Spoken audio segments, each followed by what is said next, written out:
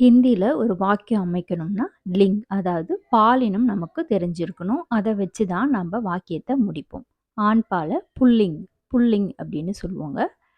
ஹிந்தி சொற்கள்ல அஃறிணைக்கு கூட பாலினம் இருக்கு. இன்னைக்கு எதெல்லாம் ஆணை குறிக்கும் சொற்கள் பார்க்கலாம். பாப், பாயி அத மாதிரி உறவுகள், ஆணை குறிக்கின்ற உறவுகள் எல்லாமே ஆண்பாலை சாரும். அதை தவிர சங்கர், கோபால் ஆணை குறிக்கின்ற பெயர்கள். இவையெல்லாம் ஆண்பால்னு சொல்கிறோம்.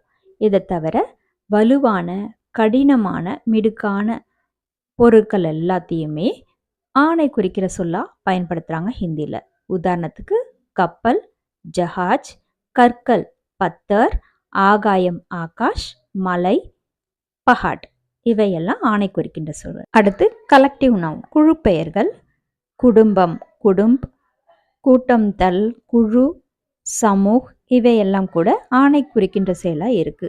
உலோகங்களின் பெயர்கள் வெள்ளியை தவிர, சாந்தி இதை தவிர சோனா, தங்கம், லோகா, இரும்பு இவை எல்லாமே ஆணை குறிக்கிறது. அது மட்டும் இல்ல, மாதங்கள், வாரத்தின் நாட்கள் இதையும் ஆணை குறிக்கிற சொல்லா இருக்கு. மரங்கள்ல இம்லி கப்பீட் அதாவது புளிய மரத்தை தவிர மீதி எல்லாம் ஆணை குறிக்கிற சொல்லா இருக்கும். ஆவில் முடியும் சொற்கள் ஆடை, கப்டா, சக்கரம், பஹியா இவை ஆணை குறித்தாலும் காற்று, ஹவா, மருந்து, தவா இந்த மாதிரி சில வார்த்தைகள் ஆணை குறிக்காது. தானியத்தின் பெயர்கள் சாவல் அரிசி, கேகும் கோதுமை இவையெல்லாம் ஆணை குறிக்கும் சொல்லா இருக்கு.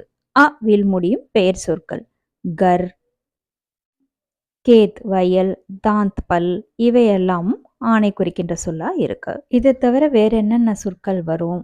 ஆவில் முடிகிற சொற்கள் எதெல்லாம் எக்ஸப்ஷனல் ஆண்பாலில் வராது? இதை அடுத்த வீடியோவில் பார்க்கலாம்.